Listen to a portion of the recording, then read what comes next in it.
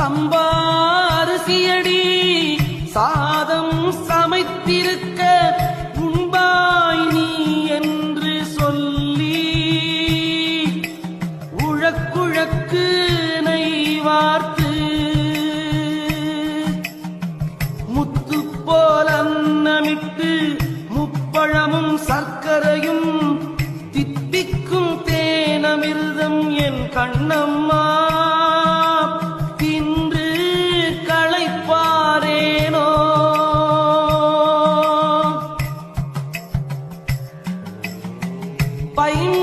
பைம்பொற்சிலம்பணிந்து பாடகக்கால் மேல் தூக்கி செம்பொற்கலையுடுத்தி